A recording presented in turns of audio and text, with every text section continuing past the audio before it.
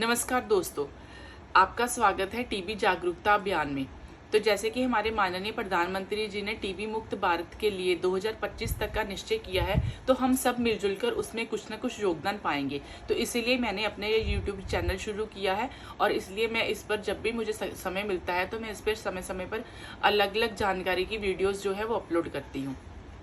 तो मेरी आप सबसे रिक्वेस्ट है कि इस चैनल को ज़्यादा से ज़्यादा शेयर करें, ज़्यादा से ज़्यादा सब्सक्राइब करें और इसको आप व्यू करें ताकि आपको ये जानकारी मिले और किसी ना किसी इंसान तक ये जानकारी पहुंचे जिसको वाकई में ही इसकी ज़रूरत है। तो आज हम बात करेंगे टीबी की बीमारी के बारे में, जो समाज में बहुत सारे मिथ फैले हुए हैं जिसके कारण बीमार व्यक्ति को बहुत सारे भेदभाव का सामना करना पड़ता है।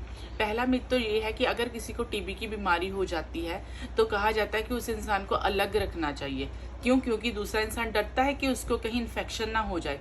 तो मैं यहाँ पे बताना चाहती हूँ कि टीबी के इन्फेक्शन होना और टीबी का डिसीज़ होना ये दोनों ही अलग अलग चीज़ें हैं। इसमें बहुत छोटा सा डिफरेंस है जो कई बार हम समझ नहीं पाते। तो जब टीबी की इन्फेक्शन हर इंसान को है, 80% लोग हैं जिनको टीबी की इन्फेक्शन है, लेकिन टीबी की बीमारी जो है वो हर किसी को डेवलप नहीं होती क्योंकि हर इंसान का जो अपना इम्यून सिस्टम है, रोगों से लड़ने की शक्ति है, वो उसका बैक्टीरिया का सामना कर लेती है, वो डिसीज जो है डेवलप नहीं होता। तो इसलिए इन्फेक्शन होना और डिसीज़ का डेवलप होना दोनों में बहुत ही बड़ा फ़र्क है। इसलिए हमें ये इस बात से नहीं डरना चाहिए कि अगर हम टीबी के मरीज के आसपास हैं तो हमें वो हो जाता है। इसके लिए हमें थोड़ा सी चीज़ों का ध्यान रखना चाहिए। एक तो हमें जागरूकता होनी चाहिए कि हमें पता हो क्या चीज़ें हैं जो टीबी के लक्षण हो सकते हैं, क्या चीज़ें हैं जो टीबी के लक्षण होने पर उसका उपचार करने में सहायता कर सकते हैं, और कौन सी चीज़ें हैं जो मिथ है, सिर्फ भ्रांतियां हैं, टीबी का उपचार करने में उनका कोई योगदान नहीं है बल्कि वो लोगों को और भी मानसिक रूप से बीमार कर देती है।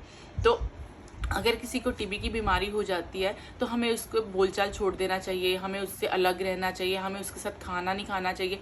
ये बिल्कुल भी गलत बात है। हाँ, लेकिन उसके साथ हमें कुछ चीज़ों का ध्यान रखना चाहिए। अगर किसी परिवार में कोई मरीज है तो हमें वहाँ पे साफ़ सफाई का थोड़ा ज़्यादा ध्यान रखना चाहिए। और उससे में सबसे पहले आता है जो बीमार व्यक्ति है उसको पता हो कि कफ एटिकेट्स क्या होते हैं। जब भी कभी बीमार व्यक्ति को अगर हम भी कभी हमें जुकाम हो जाए या हमें कोई दिक्कत हो जाए तो हमें खांसते वक्त, छींकते वक्त हमेशा अपने मुंह को ढकना चाहिए। अगर हमारे पास रुमाल है तो उस रुमाल से ढक दे, अगर रुमाल नहीं है तो हाथ से हम ढक सकते हैं और बाद में हाथ धो सकते हैं ताकि वो कीटाणु हवा में ना फैले और दूसरे जो स्वस्थ तंदुरुस्त लोग हैं उनके तक वो इन्फेक्शन ना पहुँचे। दूसरा चीज़ है, अगर हमें लगता है कि हमें हाथ से नहीं करना, हमारे पास रुमाल भी नहीं है, अगर लड़की है तो वो अपनी चुन्नी के साथ इस तरह से अपना मुंह ढक सकती है या अचानक से छींक आई खांसी से इस तरह से भी कर सकती है। अगर वो भी नहीं है तो जब भी कभी खांसी आए तो ये हमारा जो होती है कोनी, एल्बो जो होती है, इसके साथ हम इस तरह से खांस सकते हैं, छींक सकते हैं। इससे क्या होगा, कीटाणु जो हवा में नहीं फैलेगा और हम कपड़े घर जाएंगे, कपड़े हमारे वॉश हो जाएंगे। तो ये होते हैं कफ एटिकेट्स। और हमें जगह जगह पे थूकना नहीं चाहिए।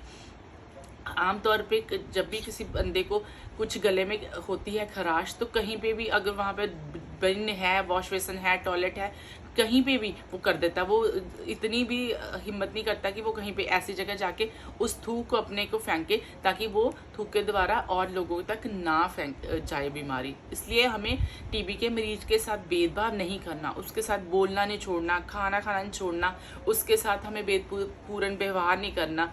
ठीक है, हमें स्टिग्मेटाइज व्यवहार नहीं करना, उससे हमें नापसंद नहीं करना, बल्कि हमें उसको मोरल सपोर्ट देनी है और ये कफ एटिकेट्स को उसको भी बताना और खुद भी हमेशा याद रखनी है।